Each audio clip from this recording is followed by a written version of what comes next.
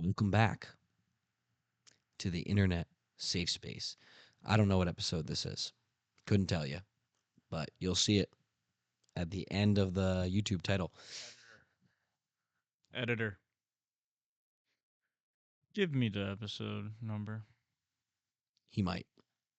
So, if you've been following this series, then this is episode 4 of the series. So, we're pretty deep now in the arcs. We're almost there. I remember when we thought, when we first filmed this, it was supposed to be in one night. That we quickly determined was literally impossible unless we like glazed over so much. There's just so much content. So yeah, it's broken up, and yeah, we're gonna have to do another one after this to finish it out. And we're pretty serious when it comes to important topics like One Piece arcs and how they stack up against each other. This ain't some shit that you can just glaze over. No donut. We're going raw, old fashioned, as they say. So, yeah, that's all. That's all. Welcome to my safe space. Mm, yes. So with that said, let's see the tier list so far. Let's do a quick rundown. S tier we have Impel Down, Marineford, Anislabi, Sabaody, and Alabasta. A tier, Post Anislabi, Water 7, Arlong Park, Post War, Amazon Lily, Baratier. B. Logue Town, Drum Island, Thriller Bark, Jaya, Romance Dawn, and Sky Pia. C. Little Garden, Syrup Village, Reverse Mountain, Whiskey Peak, and Orange Town, and our standalone arc in D, Long Ring, Long Land. And what are we going to go over today? That's the question. We only have a few left. We are going to do Return to Sabaody through, we're not sure, maybe through Dressrosa, maybe through Zoe or Zhao, however you say it. We don't know, and we didn't bother to look it up. So, ad just popped up on my screen. Nice. These money hungry corporations. Samurai, we got a city to burn. Mama. Keanu Reeves, Johnny Silverhand, shit. He died in 2020. Fun fact. Rest in peace, Johnny Silverhand. And with that, let's begin. We are starting with Return to Sabaody. So, Kind of got a Sabaody themed hoodie on, right? Sabaody themed hoodie. Why is that? Just because it's green. That's it. Just green. Really, I would fuck with visiting Sabaody, bro. Imagine hopping in one of them bubbles that they use to coat the ships, bro. Imagine hopping in one of them bitches. Just riding around? Like a spacesuit, if you think about it. It's like a bubble spacesuit. I bet you can visit a Nell in the coating, in the bubble coating, the water coating. I think it'll hold up because they're able to stack that shit. You can send the Sunny into space with everybody on it with the bubble coating. You think the pressure from space is gonna fucking rip through that shit? I doubt it. That's what I'm saying. They go deep, deep, deep undersea. How deep you think Fishman Island is? We talking like Mariana Trench deep? We talking? Are we talking like Point Pleasant Beach deep? Titanic deep. Mmm. Don't bring an Xbox controller. So True.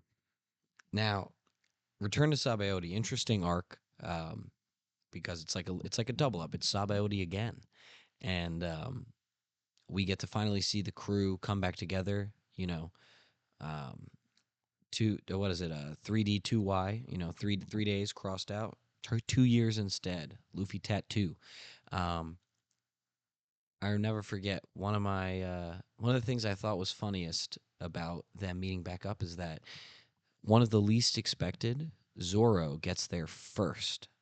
Not only does he get there first, like to the meetup spot, but he actually successfully finds his way back to Sabaody, which, given he's directionally challenged, that is pretty funny because that's how you know he's locked in. how locked in he is, or was rather, in that moment, that he actually managed to get back with no extra help. And I do also like Another scene from Return that I think is pretty funny is the fake Luffy, the fake Straw Hat crew, Mm. and how Chopper ends up kicking it with them, and they don't know that it's Chopper, No, but and then they find out it's Chopper and they're like, "Holy shit!" and he's like so confused because they're like treating him all weird, and he's like, guys, it's me, like, don't you remember me? And he feels like he thinks it's actually the crew and that they don't remember or recognize him. Um, that is so funny. And I also do like the scene when Nami and Usopp meet up in the bar and they see each other, and Nami's like, "Oh, all the muscles." Like Usopp gets a, he was bulking. Yeah, he's jacked. Usopp ends up He being did bulk. jacked. He was on his bulk arc, bro. He was munching good. Big belly turned it into some nice succulent abs, as they'd say. And yo, when it comes to Sabaody, the return to Sabaody, it is just like it is just one of those like arcs in One Piece. I know I was drinking my water, but it's just one of those arcs in One Piece that's kind of just like it feels good to be back. This is 200 episodes ongoing of us not being linked up with our straw hats. Our homies haven't been linked up. Isn't this the whole point of the show? Doesn't the show revolve around them? I mean, Oda reminded us that it is Luffy's show at the end of the day. But God, motherfucking damn, it's good to see the crew back in action. One of my personal favorite Return to Sabaody scenes is watching. It's all over Instagram. I see it. I probably see it at least once every 3 months, every quarter year. What would I say? That's 4 months for the people in the back of the class that aren't paying attention. Um, when Frankie is breaking down the bubble coating that we were just talking about to Luffy, he's like, "Who the fuck is that on our ship?" He's like, "Oh no, that's my homie. He worked with Tom, our guy Tom. He's coding our ship." And then Luffy just says some fucking silly, goofy, and zany response. Editor, pull up the clip. Hmm. Welcome back. But no, that I always get a kick out of that. And seeing seeing Kuma there, just kind of chilling, a little confused. Because at this point, you're questioning Kuma. You're like, sent them, didn't kill them, sent them away to where they could train and get stronger. And he's been protecting the ship. This whole telling me the motherfucker who's a warlord working for the government sent us away and protected our ship while we were gone. Hmm, suspicious. But yeah, that's all I can really think about for Return to Sabaody right now. It's just a little flex arc. Luffy dodging the Seraphim, fucking not the Not Seraphim, Seraphim, not yet. not yet, not yet. The fucking pacifistas, yeah, dodging the fucking pew pew pew pew pew. Little palm shots, little palm action, little 5 finger blast. Not like that. Get your mind out of the gutter. And Luffy just hits him with the too slow, motherfucker. Cold, cold moment. That's a cold Luffy moment right there. One of the better cold animated moments in all of One Piece, I would say. It just felt good to see. What do you have to say? What else you got to say?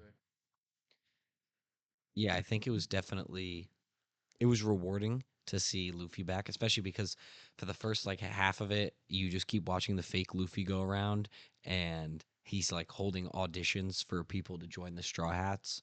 That shit was pissing me off as And fuck all of these people show up to join thinking it's the real Luffy, and then actual Luffy shows up. And yeah, I think the scene when you see Luffy dodging and destroying pacifistas like this shows you the major difference in strength from before and after his training arc. Like, considering how badly they lost, seeing them come back and Luffy just on his own, not even utilizing his crew, is able to stir shit up like that and be that strong, things changed. Now, Fishman Island is when you're really going to get to see like the extent of his training and what he's accomplished, but just in that moment, it is it's peak. Also, I don't know if Caribou shows up yet. I feel like he does. Punk Hazard, homie. No, actually, I'm like pretty confident that Caribou shows up now because I feel like I remember him being on the ship when they're on their way to Fishman Island, and then they discover him on their ship, and he's like, "Don't throw me off," because if they throw him off, he would obviously drown. That Um, would make sense, actually. I feel like it. I feel here. You say something. I'm gonna look it up real quick. That would make sense, low key. But I forgot. It's been a while. But nah. Besides like I feel like Sabaody is just it's a recollecting arc. You know, we're getting everybody back. We're gonna get back into the flow of things. You know, it had to be some mega trauma. I can't lie. Pulling back up to that island and just seeing where you and your homies almost got packed up at. It's that must have been a very fucked, as they say. Shit, as they say. But no, and it's also good to see like all that time skip drip, bro. One of my favorite things about anime time skips is the new drip that these characters seem to unlock. I know. Nami Oh, leveled you're up. right about Caribou. Oh, It's he shows up for the first time in return, trying to. He's trying to. He shows up in return to Sabaody, like I said. I just confirmed it. Um, and he's trying to join the fake Straw Hats. oh, you're so right. That's why he's there. And One Piece fan letter just going stupid on the mentality. We loved it. We loved it. I love the One Piece fan letter so much. That was such. We can low key slide that in here. That's like a marine. That should be like in the middle of both of them. That's like a marine forward return to Saba OD arc. Nah, but with that being said, seeing new drip with the straw hats, Nami leveled up massively. If y'all know what I'm talking about. Massive level up for Nami. Nico Robin somehow switched sides and now she's went from Black Ops to Spetsnaz, if you know what I'm saying. And yeah, no, good vibes all around. I would if I were to rank Return to Sabaody, I would probably put it in I'd probably put it in B tier. It's a short arc, so like I didn't really get too pissed off with the fake straw hats because it did come to a point where I was like, I just want my guys to be together again. I was yearning for it. I was fiending for it. But with that said, I think Return to Cyber Odie is probably a B tier arc. What are your thoughts?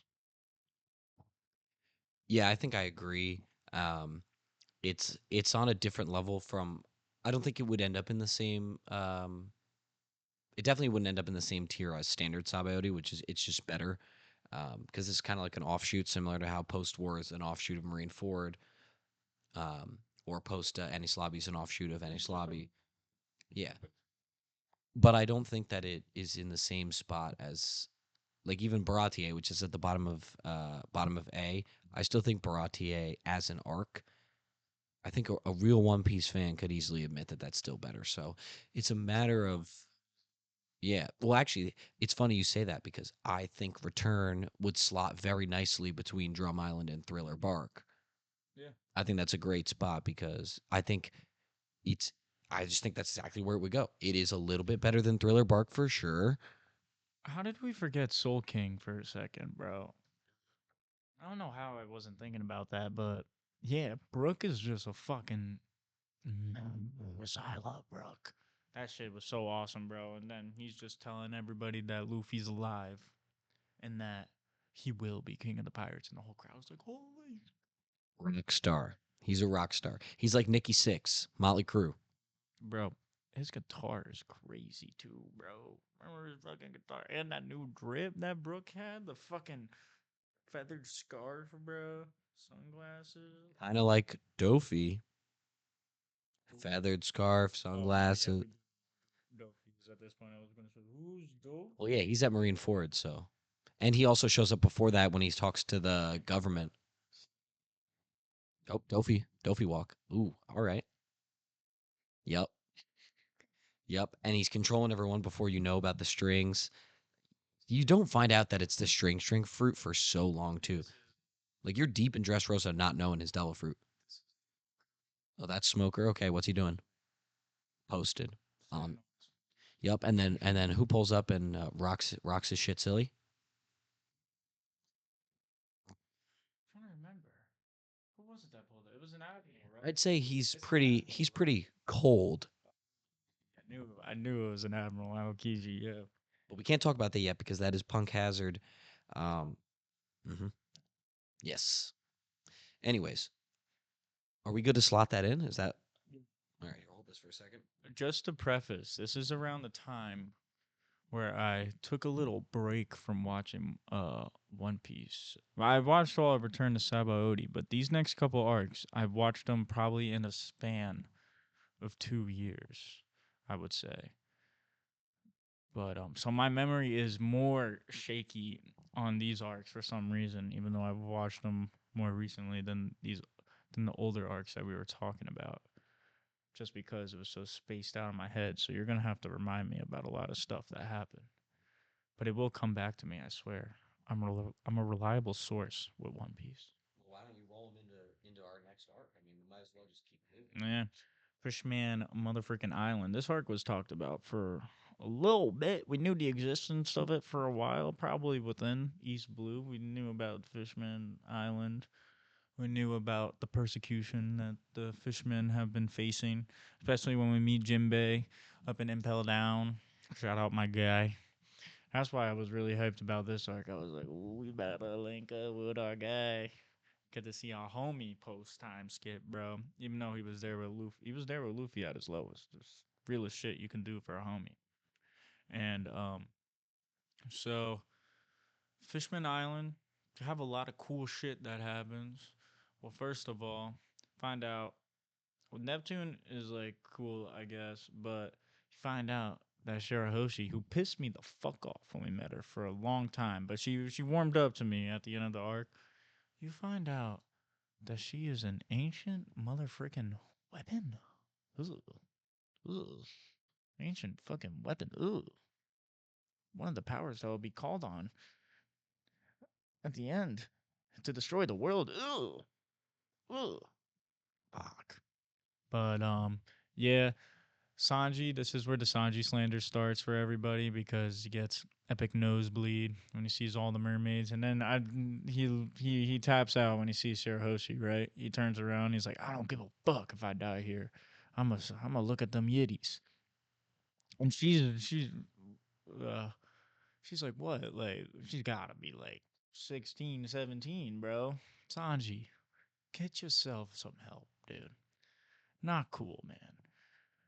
So how old is Sanji now at this point? He's got to be in his 20s. Freaking out like this, bro. Tripping. Tripping, bro. Straight tripping. But I like how that's the first thing I would like start going over when I start talking about Fishman.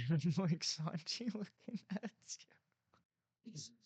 Oh, editor, help me out. But nah, just a lot of cool shit. What else we got? We got Luffy calling you. Well, you find out that the fishmen got to send their chocolates, bro, because to Big Mom, because it's Big Mom's territoire. And Luffy calls this bitch up and is like, "Hell no, Fishman Island is my territoire. You can go suck it, eat some other chocolates, but not from here, cuz your sweeting days on the fishmen are over." And yeah, no, this arc for how what's the best way to put this for how stinky it can be for a One Piece arc, especially. There's a lot of lore. Joy Boy name drop. Who's Joy Boy, and why is he sorry? That's one of the big things. And yeah, who the fuck is the villain again? He's a Horty Jones, right? Fucking pussy. It was so. One thing I respect about this arc too, before I hand you the mic, is that it wasn't no shit that Luffy was struggling against, bro. You saw that him and the crew are truly built different at this point, bro. They're strong. fucking the crew took on 50,000 people.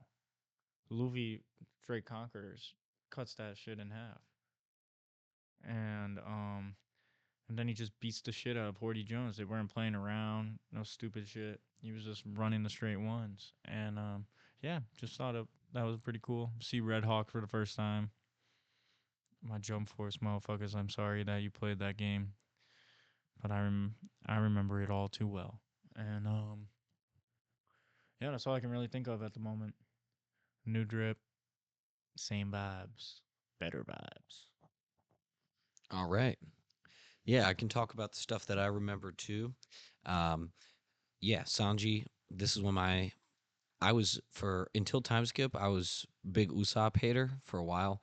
This is when I started to shift to Sanji hater because yeah, man, everybody that's a fan of this show unanimously agrees this is the beginning of the it just becomes too much. And I don't even want to talk about it because that's how much it bothered me. So I'm going to move on.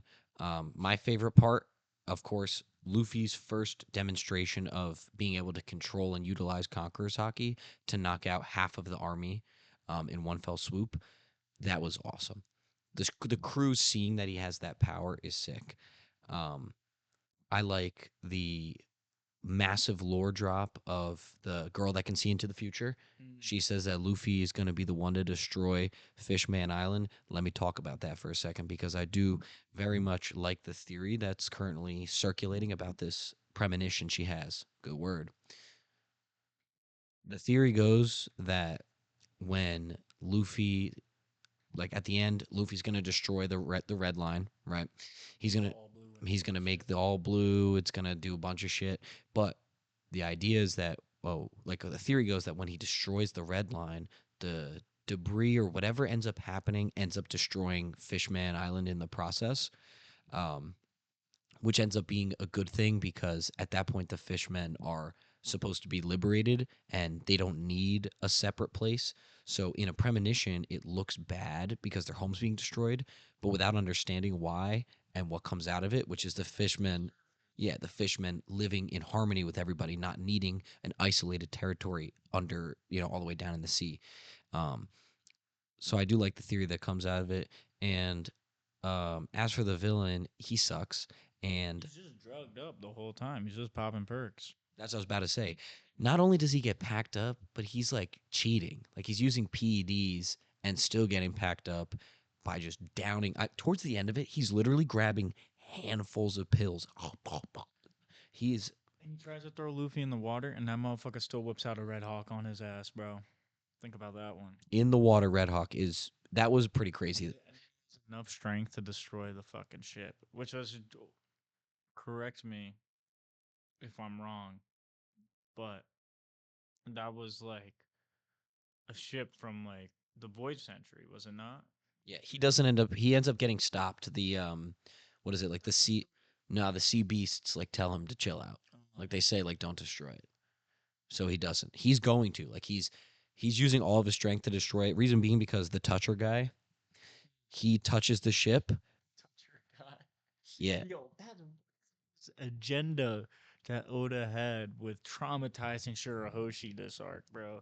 I get it. She's annoying, but chill the fuck out. These motherfuckers were going crazy, bro. Crazy for no type reason. Luffy made me fucking laugh so hard in this arc when he just would put her in her place. He was like, I don't fucking like you. I don't fucking like you. You're annoying. You cry all the time. It's just dumb fucking. Oh my god, bro. I'm only being nice to you, sort of nice to you. I'll chill with you because you're Neptune's daughter. You're the princess of the fishmen. But stop all that crying shit. Man up. Woman up. Mermaid. Woman up. Mermaid up. basically the toucher guy, his power works if he touches something and then touches something else. The first item will move towards the second.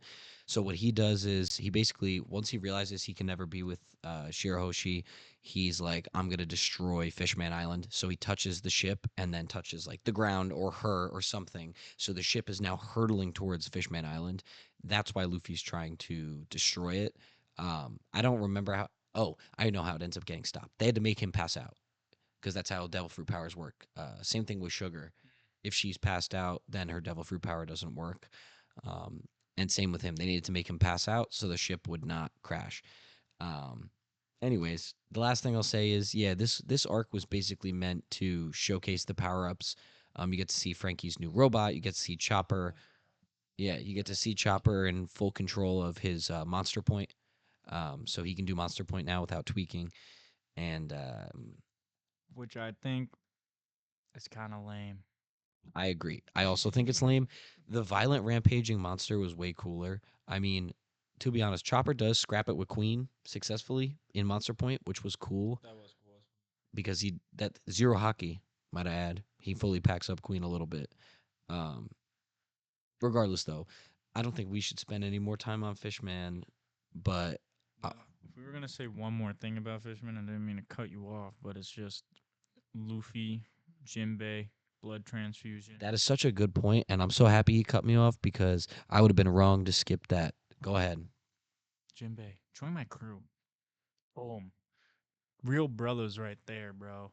Luffy comes down, liberates them from Hordy and Big Mom, calls Fishman Island his territory, asks his home Slice to join the crew. Jinbei, on some real shit, is just like, I will, but I need to handle some business first, bro.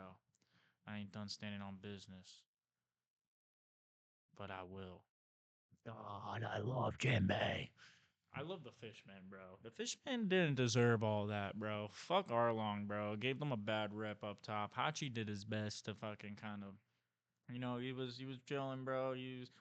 He reformed, bro. He's chilling and he was making some good food up in the surface world, but Fishmen don't deserve all that, bro. You go down there and you see, like, yeah, these motherfuckers are chill. If anything, they're way cooler than us. Swim super fast, breathing underwater, shoot fucking water out of their mouth like some bullets on some cheap shit. And yeah, no, that's all I have to say. I'm just rambling. Arc me, bro. Arc you? Rather, Arc you, bro. letter me. Let me arc you back, bro. Um, I would put Fishman Island, dude. It is kind of fucking boring. We were going through the highlight reels of Fishman Island, bro. They did reanimate it and made it shorter. Haven't really watched it that much. That wouldn't count anyways. We got to go No, based off what we originally. just gotta. I feel like this. We gotta go and see. Yeah, I that this is a hard one for me too because it does have good moments, but they all do. And we've talked about this before. Putting something in C doesn't make it bad, but it is a much slower arc and I feel like for post time skip, it's probably the worst arc that you watch. Could be debatable though. Could be. It could be. I mean, I like Punk Hazard more than Fishman. I probably do too. I mean, bro, Law's there. I mean, come on. And you see Smoker. There's just a lot. I think this is true. We're literally about to talk about it. So, yeah, I think it goes in C. Honestly, like I would put it like between Little Garden and Syrup Village because I like Little Garden more to be honest. Like Little Garden's Mr. Prince, bro, introduction, the Giants, like they're the Giants. Dorian Bragi are relevant now, which makes Little Garden cooler. To be honest, like I think them now being relevant and present makes it even cooler. But that was a great arc. Zoro standing on business. If I'm gonna die, I'm gonna look cool. That was pretty sick, that part. Fuck, dude. Little Garden just has a lot of charm. Okay, for me, I think that I'd probably put Fishman below Yeah, it. dragged out, heavy. This is Little Garden is not dragged out. start getting into like Pacing issues. very, very, very annoying pacing issues with One Piece. So, like I've said before, this next saga of arcs that we're doing probably took me 2 years to watch through. Like, it was a long time. So, I, yeah, yeah, we'll do it because it is objectively better than Syrup Village. Yeah, that yeah, it objectively. Yes, I have to agree. I couldn't put it any lower than below Little Garden. Yeah, let's do it. All right, hold the mic for me.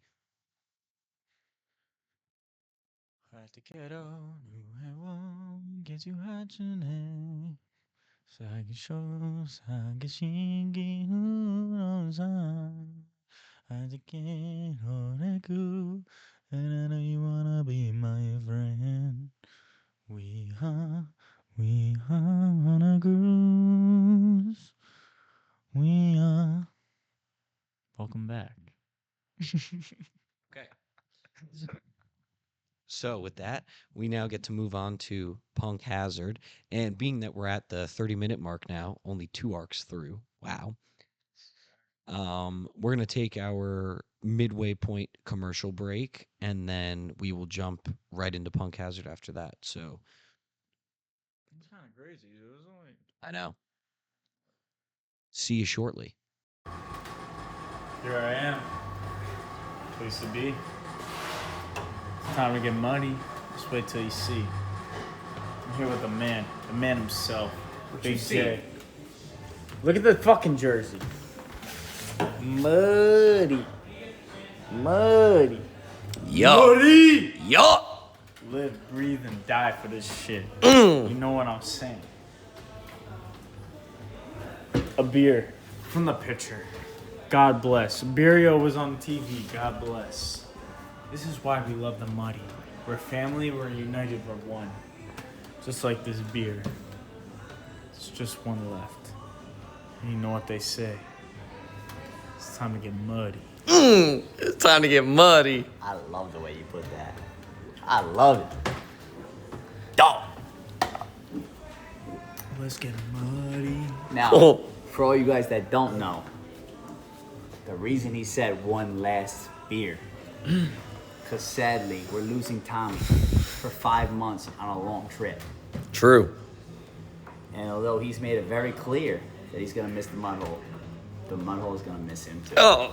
They're going to miss him too. It's gonna get muddy. It's gonna get fucking muddy. We're bringing the mud international. James, flip it. International. International mud. You've been watching the internet safe space for almost 1 year now. 4 years. It will be 1 year in October. Yes, sir. And Tommy has the record. It currently held by Joe, but Joe, you're gonna have to lock in. You've been surpassed. Tommy has the record for most episodes on the safe space. I'm gonna fucking miss this guy because he's fucking leaving us and he's not gonna be on an episode for like 5 months. This piece of shit. Come on. But Well deserved. I love him. God damn. Safe space. Muddy. R.I.P. Tommy. Safe space muddy. Safe space muddy. We will never, ever We're bringing this shit international. forget Yo. that handsome ass boy. International. Come on. We're going live. Yes, we are. Always, you know how it is, internet safe space. Thank you for watching. We're back. Hope you enjoyed that commercial, whatever it was. Okay, so now we're on Punk Hazard. Punk Hazard is interesting. It's one of those arcs that I think for One Piece fans I feel like you either love it or you hate it. I mean, I really enjoyed it, actually. I think it is very cool. There's a lot of cool stuff that happens.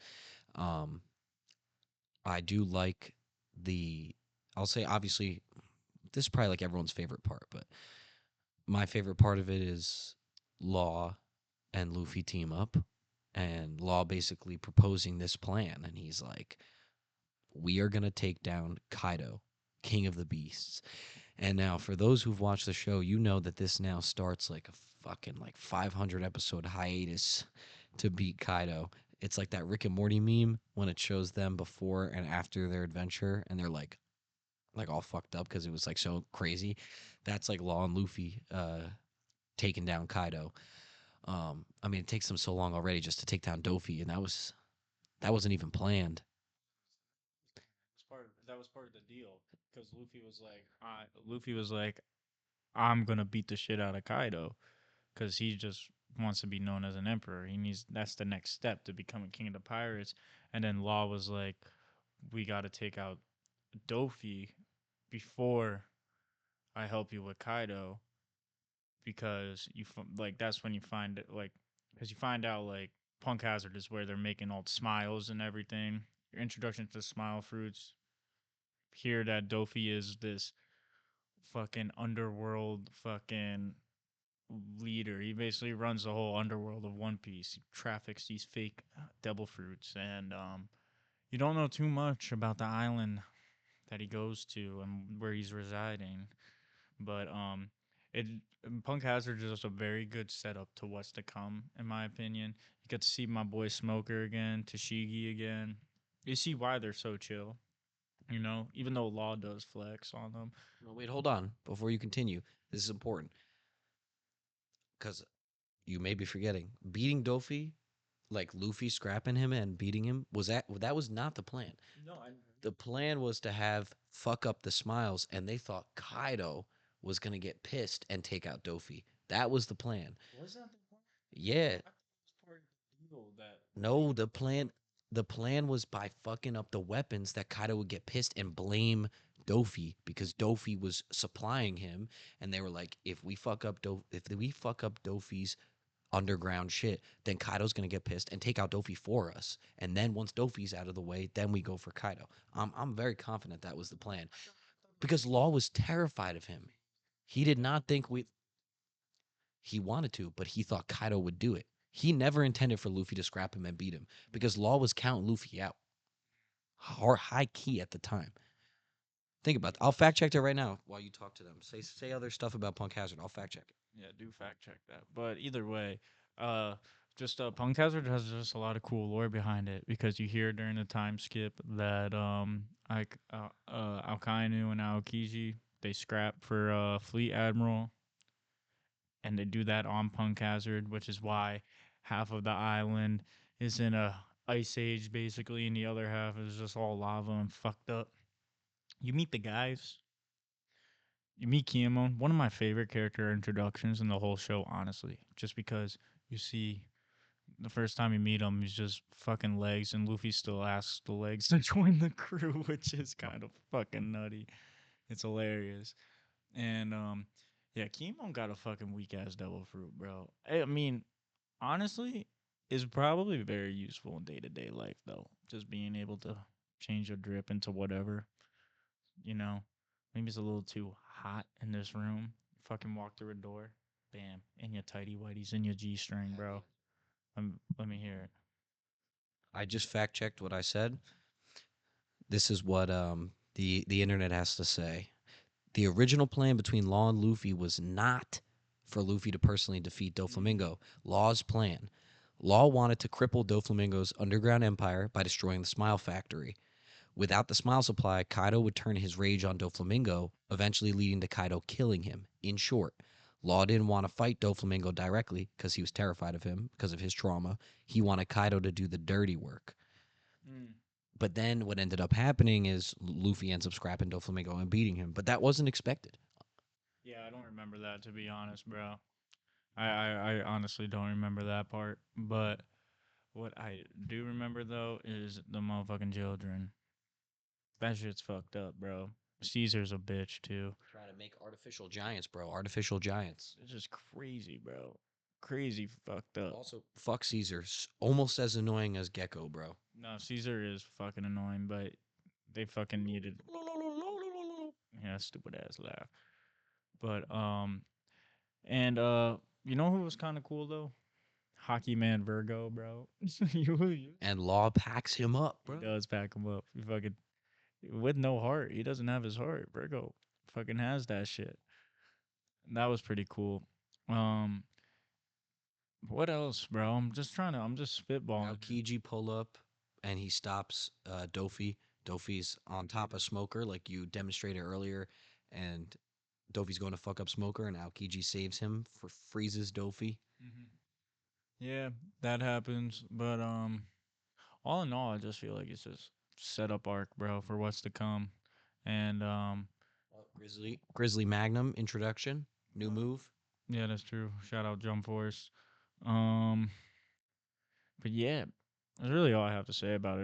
There's nothing really too much. It's just Momonosuke getting introduced. Yeah, and Kinemon when it's just his legs. Yeah, We get I was going over yeah. that part. That's I just said that's one of my favorite character introductions in the whole show, bro. And no, yeah, that's it.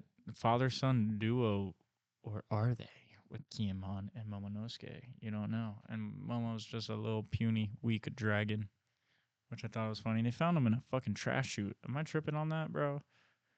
Wasn't Oh yeah. Yeah. Momo's like at the bottom, and he transforms into the dragon, but it's like super weak, and he's like trying to use his dragon form to get out, like to climb it up. And I think Luffy's with him, like encouraging him, like trying to get him to do it.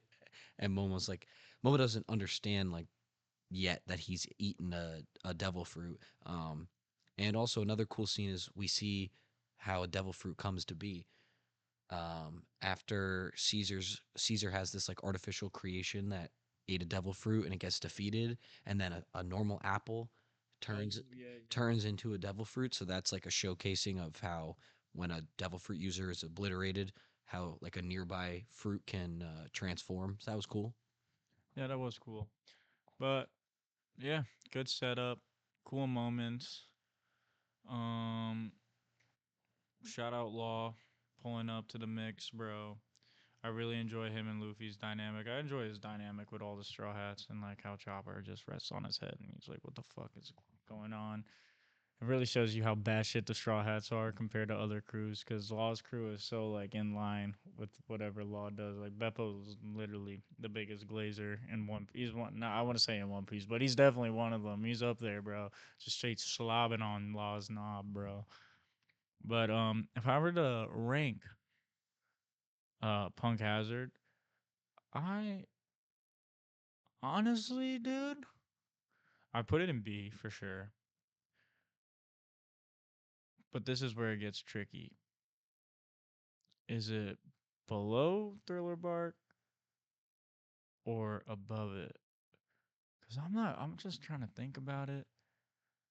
I guess Return to Sabaody when you're watching One Piece is definitely better because you just haven't seen that link up in forever. And it's just funny, but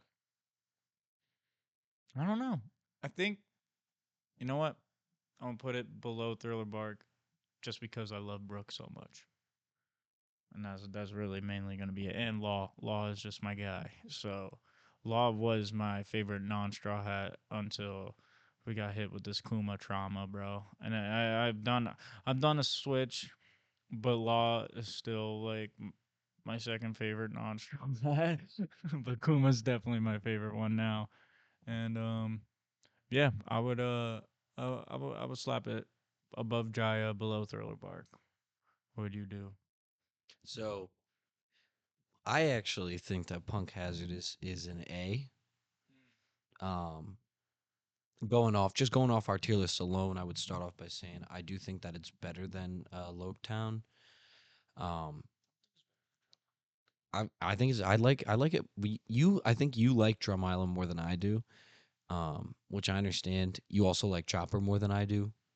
Not that I have a dislike for Chopper, but I know you definitely you yeah you have a big like love for Chopper, Tony Chopper.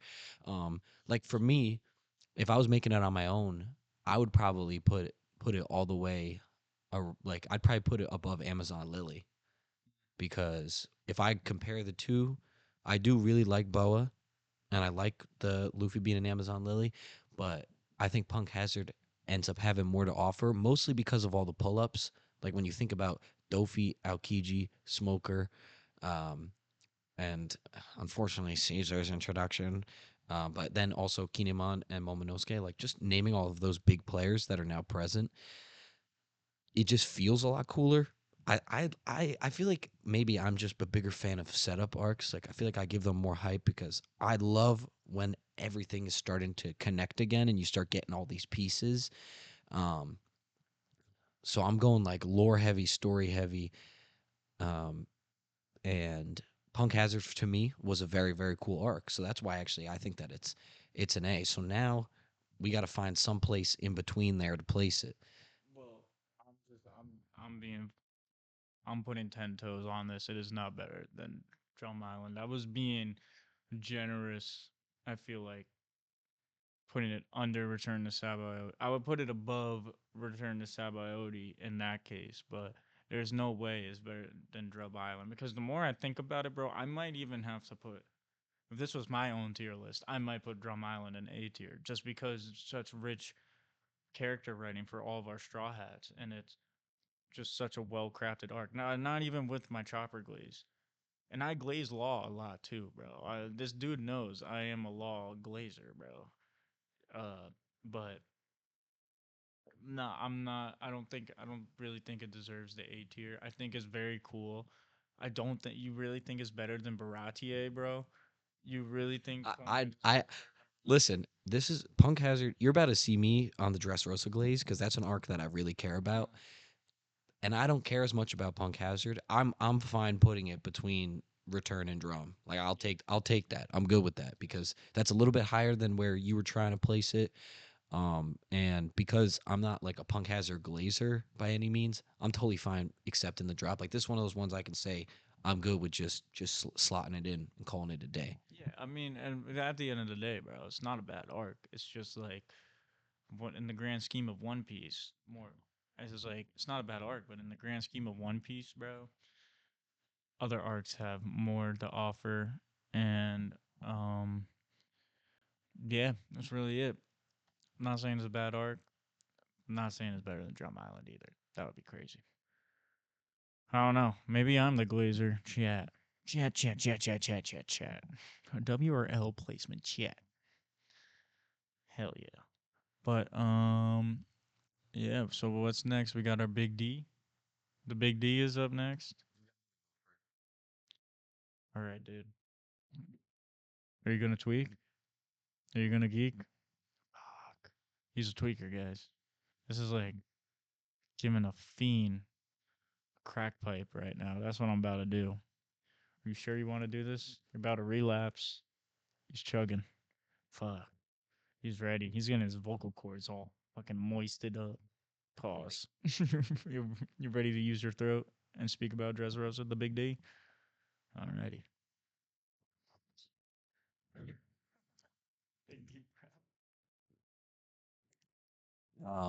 Editor, you can just start this clip right now because I'm gonna start with the hot take and move from there. I actually fucking despise this take. Say that in the mic. I despise this take. It's objectively wrong. It's incorrect. It's incorrect, bro. All right. Dressrosa is a well-paced arc. Even just saying that, bro, is disgusting. It's disgusting, bro. Dressrosa is well-paced, so I'm gonna get into why Dressrosa is an S tier arc, which I know he does not. He does not think. I feel like Tommy would even throw Dressrosa in B because that's how much he despises the pacing. Don't worry, chat. It's not getting any lower than A. So here we go. First and foremost, Dressrosa introduces my favorite admiral, Fujitora. God, what a such a great introduction to an admiral too. First off, love the color, purple, sick. Pretty drippy. Like I just fuck with the coats, bro. I want one, bro. I want. Green Bull is kind of mid, but we haven't seen enough of him yet. But Yeah, he's a fucking lame, bro. He's a lame. We'll talk about it in Wano. He's a lame though. 100%. I think he's yeah, he's definitely my least favorite. But anyway, so Fujitora, I'll talk about him for a second. One of my, besides his devil fruit being really awesome, one of my favorite scenes in all of One Piece, probably a top 5 scene, honestly a top 5 scene for me, is when Luffy is sailing off after they beat Dofi and they're leaving Dressrosa, and Fujitora starts monologuing about Luffy, and he says, I'm paraphrasing because I didn't memorize it, something along the lines of, if there was any time that I wish I could see, it's now. He's like, what do you look like, Straw Hat? What does your smile look like? Those eyes, what do they bring to the table? Like, he can just tell Luffy is different and he knows it. And he, like, for once yearns to be, he doesn't give a fuck about not being able to see. It never is like a problem for him. But in this moment, he wishes he could see Luffy to see what the face of liberation looks like. And it's a beautiful monologue, and it shows that even though the Marines are so corrupt, that there is still some good within these admirals. So Fujitora, great part of Dressrosa. Next, I know you're all wondering, and I have to explain it because he wants the explanation too. Why do I think, I'll say it again, Dressrosa is a well paced arc? Why do I think that? Okay. Reason being because I think that Oda does it perfectly the way that he cycles between stories, because there's like four or five different stories all happening, and you get a little bit of each of them in every episode. So, for example, you'll see Luffy in the arena, and then you'll see Usopp and whoever he's with. Hold on, he's with Robin and the Totana, and or you see Frankie and Zoro and whatever they're up to, or you see Fujitora and whatever he's up to, or you see the toys, or you see Sugar, or whatever it is. There's like all of these like different mini arcs because the Straw Hats are all separated, and you see like maybe like 5 minutes of each of where they're at, and I think it keeps things fresh because you get 5 minutes of one story and then you jump to 5 minutes. It's like every episode is like reels. I know that's like it's a hot take, but that's how it feels to me. I feel like the way that they bounce between stories, you're getting a little bit of everything every episode, and then the payout when every single story finally connects is great. Okay, hold on. I'm not even done yet. I'm glazing, bro. Might even be glazing harder than Impel Down right now because I got to fight for it hard. I fucking love the Coliseum, bro. That shit is so peak. The Coliseum, all of that it's fun. It's fun. Lucy, like the whole Lucy thing is hilarious. Um, and I love the story with the toy soldier. You know, he's like, "Oh, toy soldier, stand strong and true," whatever the song is, and how he takes care of Rebecca, um, and you get the backstory of how Dofi took over Dressrosa and fucked over the king, and What's his fucking name? Is it Kiru. Yeah, why did I say Hercules? Is that what it is? It's Kiru, right? I think. Sure. Yeah, it's her dad, but he becomes a toy, so she forgets him. Usopp unlocks for just for one time ever observation hockey, and he stops Sugar from turning Luffy into a toy. That's sick, an incredible shot, one of the best Usopp moments. Hold on, I'm cooking. God Usopp, God, that is so peak. God Usopp is so sick. You have Haj Rudin, the giant, holding him up. Hold on, I'm not done. Straw Hat, Grand Fleet. That's also part of Dressrosa. You get introduced to Cavendish, one of my favorites. Not Cavendish, but Bartolomeo. Oh, Barto is peak. He's so funny. Always talking about Luffy Senpai. Haj Rudin, also another Straw Hat Fleet member. Very sick. And there's a couple others. You get to see Zoro take down Pika. You see him do, I don't even remember what it's called. It's like tetra cataclysmic something. Yeah, the billion triclasmal whatever, and he cuts straight That's the through. jump force. Shout out jump force again, bro. That's the jump force's oral ult, bro. He cuts straight through Pika, defeating him. That was insane. And Zoro doesn't just do it, but he gets the guy that can only do. He's like One Punch Man in One Piece, but way weaker. And he launches Zoro, and Zoro's going through the air with the swords in his mouth, and he's like shaking, and he. Oh man, there's so much peak. Oh my God, Lao G. Yeah, Lao G is peak. The whole thing when they start fighting Dofi's crew is peak. Baby Five and her random, very sad backstory, that's peak. No, yeah, that's the manliest fight in One Piece, bro. Oh no, that's not Baby Five, bro. Baby Five is the girl. You're talking about uh no, Mr. Pink. Miss. Yeah, Mr. Pink, the manliest fight in One Piece. That backstory is also sad. Baby Five is the one that's like obsessed with pleasing people. She's the girl. She can like turn into weapons. Yeah, but Mr. Pink, manliest fight, that's also sick. Dofi's whole crew is pretty cool. And Her devil fruit could be really fucking OP if she awakened it, and then if she had like some pretty decent hockey, bro. Because just fucking turning your limbs to guns and just shooting straight hockey bullet, you can be the best fucking. You can be on some. What's that motherfucker's name on Warp Fruit, dude? Forgetting his name. Blackbeard's crew, his shooter. oh, I don't even remember his name either. But she could be on that tier if she fucking coated them bullets in some hockey. Birdcage, also sick, and everybody working together. Fujitora and Zoro work together to try and stop the birdcage. You get the first like named on-screen Devil Fruit Awakening with Dofi using turning everything to string. You get Gear 4, which arguably was kind of not as cool as anything else, but Bounce Man was funny, and oh yeah, Gamma Knife, that was big too. I mean, you see Luffy fuck up Dofi. You see what's the spring guys? Yeah, Bellamy. You see Bellamy, and okay, this is an incredible scene when Bellamy is bouncing around against all the walls. He thinks in his head, before Luffy socks him again, he says in his head, Luffy's the only man that's ever truly had his respect. And that was such a big one. You can watch that scene. He does say that. And when Dofi goes to do the step and Luffy puts his foot out and their feet are like touching, and then the Conqueror's hockey is like going nuts, and you see that you say in your head, holy shit, Luffy and Dofi might actually be on par for this fight. um and Dofi was set up to be such an insane villain, so Luffy taking him down was awesome. um wow, there's so much that happens, and it's all so cool, and I just yapped for like at least 10 minutes, I think. And I'm gonna have to cool it before I think of more awesome things. But Dressrosa is just full of peak, peak, peak, peak. And hold on, I'll say it again, more peak. And I think it's paced properly the whole way. Yeah, That's my argument against it, and bro. I was okay with it. They just kept hitting you. Sabo's back. He gets Ace's Devil Fruit. That's insane. You hear the Dragon Claw shit from the Revolutionaries. Um, just wow. Oh, hold on. Just thought of another one. Corazon. You find out who Corazon is. You can dive into whole law backstory. Is also a sick part of Dressrosa. Corazon is an S tier side character, one of my favorites. Um, yeah, Tommy, I'm a shut up and take a back seat, but that's why Dressrosa is S tier and it's awesome. Think about everything I just said. That's all in one arc, bro.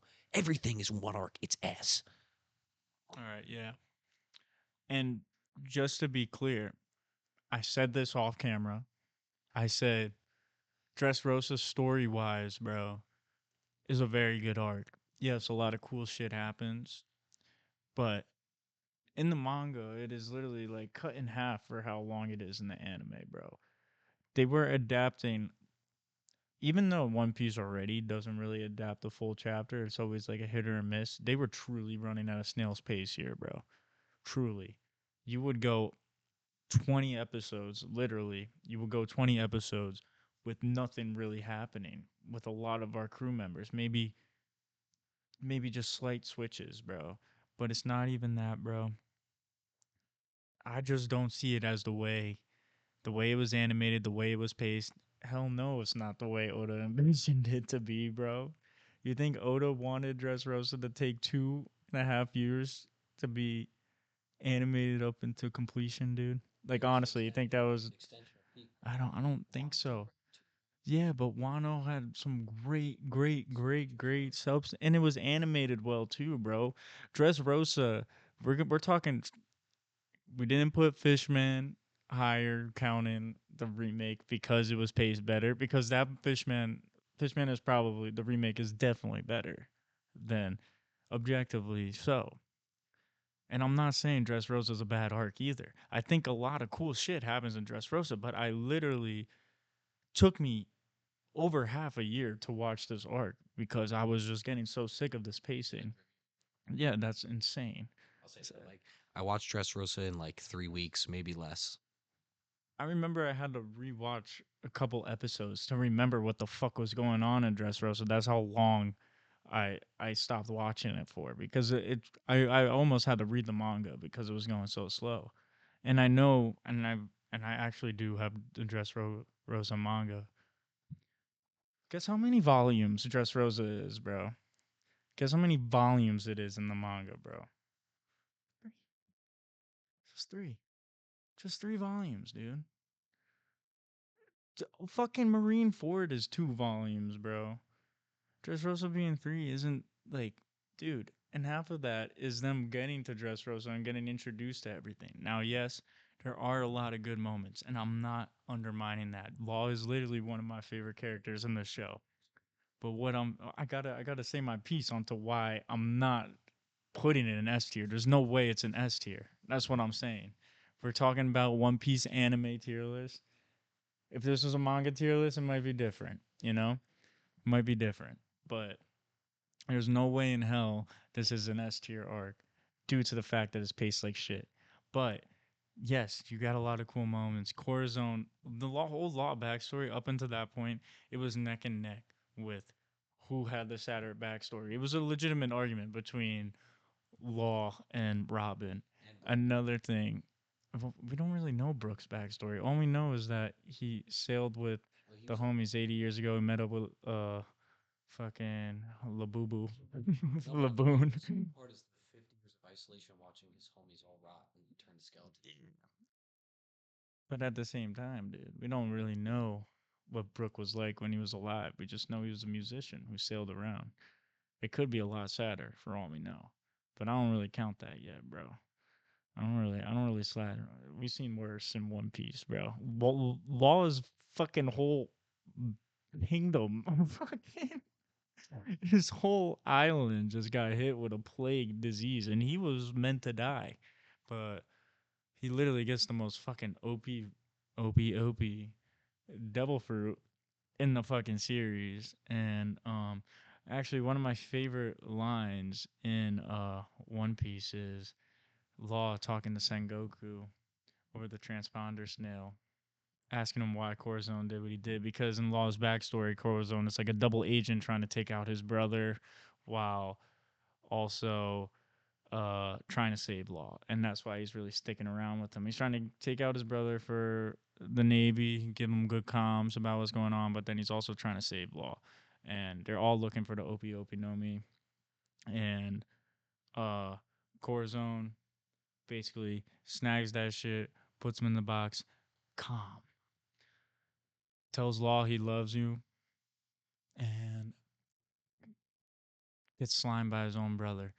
Makes you like Dofi is one of the most heinous villains in One Piece. One of my favorite ones too, actually, because his backstory is fucking awesome. Because you never hear about celestial dragons, uh, actually like volunteering to just go down to the surface world and rejecting their nobility, which in turn causes them to be hated and get fucking spat on and strung up.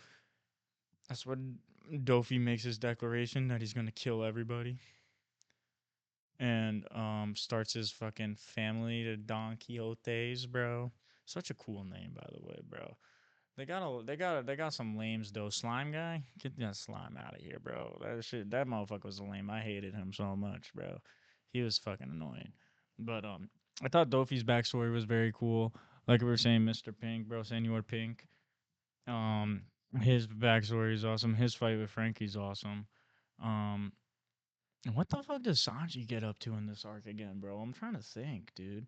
He was with the one girl for a while.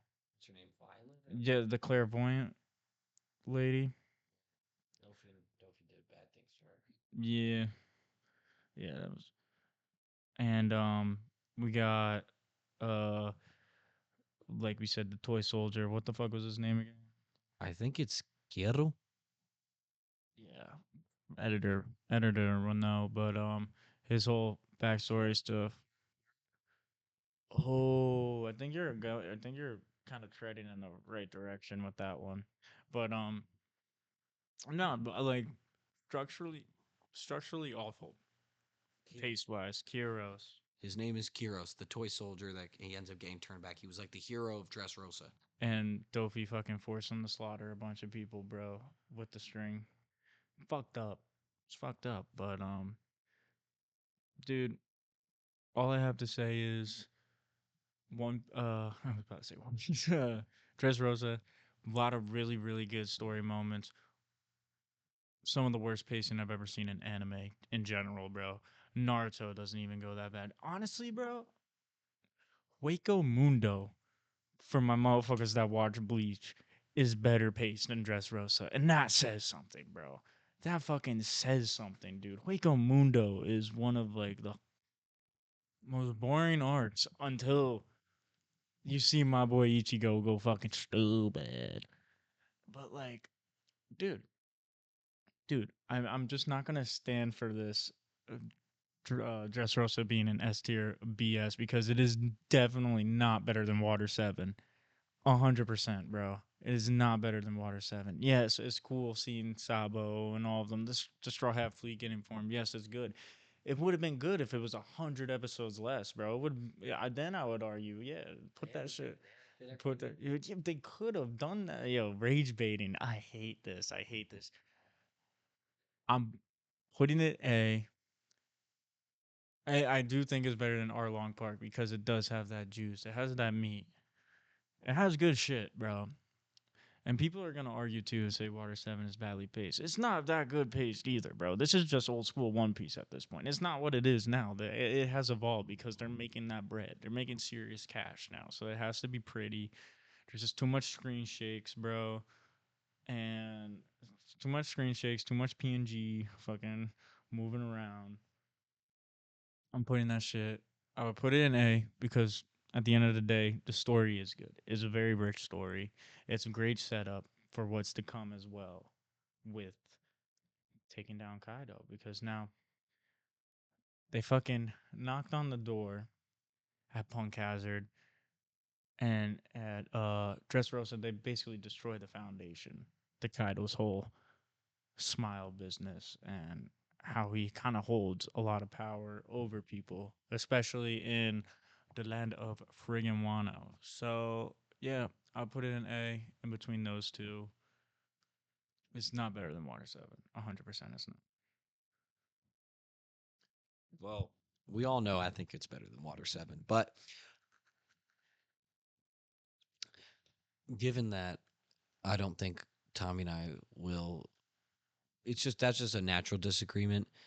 And because my opinion on Impel Down was rewarded with Impel Down being the currently top rated arc, I will concede and allow Dressrosa to fall below Water 7 on our tier list. However, for everyone watching, I will reiterate I do think Dressrosa is an S tier arc.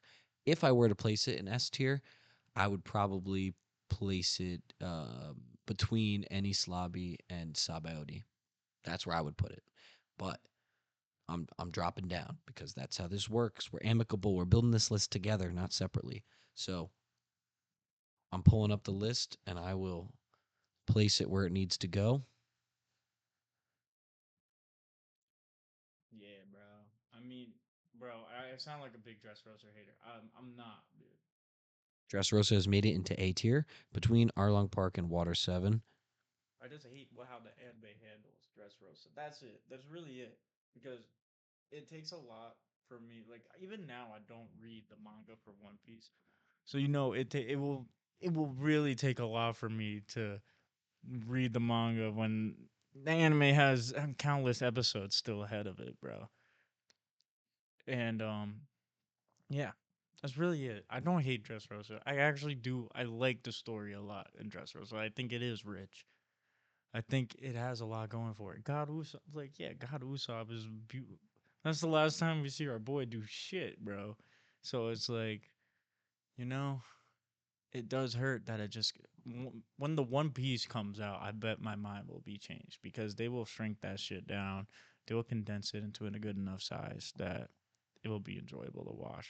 But that will probably be in like 2030 or some shit. Who knows? I wonder how the live action is gonna do Bounce Man though. It's gonna look goofy.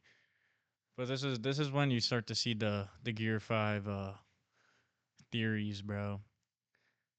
If y'all seen that motherfucking YouTube video. I know y'all seen that YouTube video. Luffy basically hockey man Virgo style going fucking Super Saiyan in his Gear 5, bro. That's what motherfuckers thought it was gonna be. But yeah. I don't hate Dressrosa. So I'm saying that one more time. I don't hate it. I like it. It pisses me off.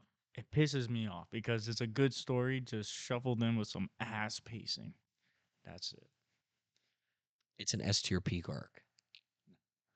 All right. What do we got next? This will be our last one for this episode. We will do Zo Zhao, whichever it's called. Zo or Zhao, chat. Start spamming. Is it Zo or Zhao? Yes, let us know. Let us know. But I'm just gonna call it Zoe for now. but and I'll call it Zhao. We'll be two sides of the same coin here, like we were for Dressrosa almost. Pacing good, pacing bad. Still a good story either way. But nah, just with Zhao, I feel like this is like a good intermission arc, you know, because the goal is Kaido, but they get a little caught up. They get a little caught up in Zhao. They meet the Minks. There's dispute going on within the political hierarchy of the Minks, with Cat Viper being up during the day, or is it the other way around? I don't remember. It's been years. One of them's up during the day, the other one's asleep during the night. And Kaido and his Goonies, led by Jack the Shitter, pull up to Zhao looking for a certain ninja from the land of Wano named Raizo. And now the Minks this whole time, they're like, no, no, no. We don't know what Raizo is. We don't know any of this shit. And even the Straw Hats at that point believe like Raizo isn't here. So they just think the Minks are getting attacked for no fucking reason. And oh, and by the way, Zhao is on top of a fucking giant elephant named Zunisha. Just thought I'd throw that out there. I think I forgot to say that. But there's a lot of ancient history linked with Zhao. There's a poneglyph on it. I'm pretty sure, right? Yeah, Rizo's guarding it. Like that's where they hid him. Him and the Poneglyph are like in the same room. I'm pretty sure. And yeah, you get introduced to Kereto, and she just started nibbling on Luffy's ear. Yeah, bro. Starts nibbling on Luffy because he's made of rubber. Feel like chewing on my homie. Kind of weird. Not my kink, but um, yeah, it was just for all the furry lovers out there, bro. That's what this arc. It was a furry fan service for the homies in the back. That's one's for you. But yeah, kick the shit out of Jack. Zunisha fucking stomps on him like a fucking G. And you find out about the Sulong forms and everything. Is this where you find out about Sulongs, or is it when Carrot's just standing on top of the Sunny and she just goes kind of stupid? It has to be here where they find out about like the Sulong form. They might like bring it up as something they can do, but I don't know if it's. I don't remember if it's showcased. Because I'm trying to also think they fought Jack at night. So they might have been in Sulong form for that. Like I said, it's been forever since I watched this. This is one of those arcs where I don't really think about too much, or I wouldn't mind if I never return to it type of arc. I think it's cool. It's set up for what's to come with my boy Sanji getting an invitation to get married at Whole Cake Island, and you find out that he's Sanji Vinsmoke, part of Vinsmoke Sanji, part of the great House Germa. And at this point, you're just like, what the fuck is Germa? Pretty sure you don't even know they're a bunch of scientist superheroes. Sanji is kind of tight about this, but this is where you see the second split up with the crew, but this time it's by choice. It's not forced. And no, yeah, so half of them go to Wano, continue to plan to take down Kaido, start setting up shop there. Make sure the motion gets moving. Oh, I forgot. One of my favorite One Piece moments is when they reveal Raizo's alive. Just at the end, bro. They just drop it. I was gonna bring that up because there's always like edits of it where they play that song that's like da da da da ya di ma. They like play that song over it for some reason. It's one of my least favorite thing about One Piece edits. I hate when they show us a cool scene from One Piece and then put some stupid song behind it for no reason. Like the music is good enough on it, but regardless, yes, that's my favorite scene in Zoe when they Kinemon and Momonosuke like they think like Momonosuke's been like caught like they're oh shit like the minks are gonna out him or something bad. Like they think like Zoro like pops his sword, like they think they're about to fight. And Nami's like, Luffy, like you gotta handle this. Like all the minks are lined up and Cat Viper and Dogstorm are in the center and everyone's like watching them. And then they fucking drop to the ground and like they like sit or kneel or whatever in respect. And they're like, Rizzo is safe. And then it cuts to all the straw hats like this. I'm just thinking right now. Did we miss in Dressrosa? Did Conjuro? Did they find him in Oh Dressrosa? yeah, we did miss that. They do find him in Dressrosa, yeah. And he actually is he helps them climb Zunisha, Mm-hmm. but he's currently hiding that he's a good artist by making all these shitty drawings to purposely slow them down. So annoying. God, he sucks. Um, but yes, finding out Rizo is safe and that the minks are chill and that they're connected to Momo, like it's again, it's Oda just put making those puzzle pieces fall into line. And I love the huge Naruto reference that they have with Raizo when they're throwing up Shadow Clone Jutsu and they're just like asking Kaido, they're asking Raizo to just do a bunch of random jutsus and everything. I just thought that was fucking. Mwah, mwah, mwah. I don't know. It's just Oda showing respect for Kishimoto. Some good shit right there, bro. Some good mutual respect there. But yeah, I think that's it. I have to say about Zhao. Yeah, I feel like it gets for me, I actually think it's the arc that like in terms of where I would place it besides like Long Ring, I think it's one of the ones that's the like I don't really like care where it goes. Like I don't feel passionate about this one. I feel like Zoe gets lost because it's kind of like a bridge bringing you to like the more insane arcs. Um It's not like as memorable as like let's say the Reverie, that being a bridge to Wano. Um, it's more of like it's like yeah, Zoe's cool, Zanisha's cool. The Minks are tough. We like the Minks, but I just can't get over the fact that it's a furry arc, like mentally. we also find out that Momo can talk, or at least he can hear Zunisha, because he starts hearing him and Luffy both can hear Zunisha in this arc, which is interesting because you're like waiting for them to like for them to realize that each other can hear it too, and they're not just the only one. Yeah, and yeah, like you said, it is just like it's a cool arc. I wouldn't say it's not bad. I don't even think I'd put it in C to be honest, because I think it's better than Fishman honestly, like no doubt. Um, maybe we put it at the bottom of B, bro. So I don't know if I like it more than Skypiea. Skypiea is funnier. Skypiea is such a funny arc when you look back on it, and I like Skypiea more, yeah, but I also like I kind of like Little Garden more too. you know what? I'll slide with that, bro. We can put it under Little Garden, but above Fishman, 100%. Because I'm saying in my head, honestly though, like I'm just saying this now. We can always talk about it later, but part of me feels like Little Garden should be at the bottom of B, not at the top of C. We did also agree that we will go through this at the end, and then we will argue our changes at that last Yeah, ending. So I say we just leave it for now. We'll slide it behind Little we'll Garden. slide it. We'll slide it. Here, take mine. Slide it on Little Garden. Right in front of Fishman. No Zao hate. It's just like yeah, Average, bro. yeah. It's all right. It's not Fishman boring or anything really. It's just like a huh. But yeah. Um, these are this is all we're going through, right? Yes. Let's see what we got left real quick, just for next time. This will probably be the last episode, the next episode, which beefy. That's gonna be a beefy one, even though I think this is the least amount of arcs we're gonna go through in an episode, but it's gonna be beefy. It's gonna be really beefy, and I'm happy we got through this part of One Piece because this is definitely the part I remember the least because it was just so stretched out on when I watched it.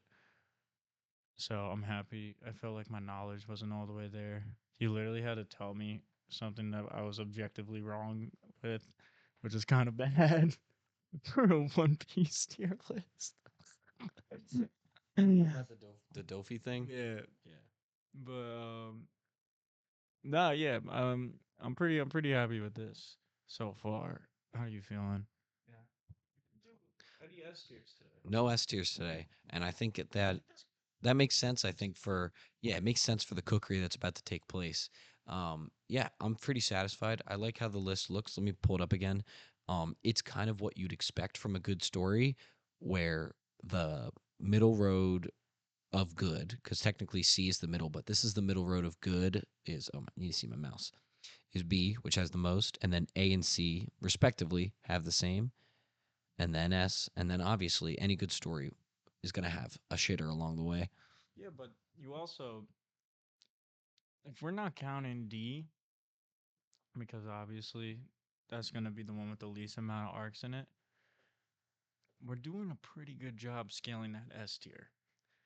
I think we're doing a pretty good job scaling that S tier. We're only giving it to the best of the best. The only yeah, even if let's say I made it by myself, the only difference probably would be Dressrosa would be in the S with so it wouldn't even be too much different Yeah. No, I think it's good. unless I really blew Arlong Park and put it up there too. Oops, who said that? Hmm. But no, I wouldn't do that. I don't think. I think the Lego set is S tier though. So let me run through this tier list for you guys. S tier: Impel Down, Marine Ford, Enislabi, Sabaody, and Alabasta. Hasn't changed. A tier: some new additions. Post Enislabi, Water 7, Dressrosa, Arlong Park.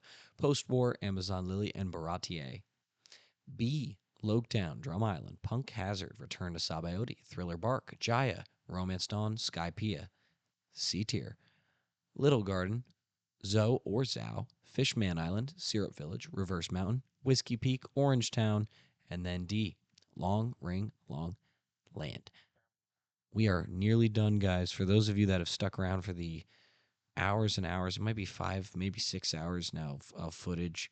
Um, we appreciate you. There will be a master episode that comes eventually where you can watch it all at once, maybe while you're going to sleep or something. People love those kinds of videos. I did it with Night Rain once. Go check it out. Night Rain, what is it? It's 2 hours of Night Rain to fall asleep to. Go watch that. Or Grounded. There's a 3 hour Let's Play of Grounded episode 1 when it first came out. That could be Grounded 2 specifically. That's another good watch. Or if this is your first episode of the tier list and you clicked into it because your favorite arc's in here, um, which would be literally crazy if any of the ones we just went through are your top, that's nuts. Because like, it's a safe space. Your opinion matters. I respect it. I respect it. But I think you Dress Rosa is well paced, bro. All right. Say your last thing. We're ending this out. It's almost midnight. Typical. As they say, whenever you're feeling unsafe, just hop on the internet and go to the safe space. You know? Yeah. Thanks for watching, my fellow viewers, and my epic chat that you can see for live. So chat's going crazy right now. They're spamming W's. They're saying we did good this episode. And yeah, I'm very excited to end this series off. It's been a pleasure talking One Piece with my guy right here, the host with the most. So, well, those are Wano fits, but well, yeah, bro, knows how to lay down that law, if you know what I'm saying. But yeah, thanks for watching, guys, and next episode be the last episode. Get ready, it's gonna be fucking crazy. Uh, Yes. Next episode will be the last episode. So, for those of you that have been sticking around and watching so far, thank you. And that's it. Peace out. See ya.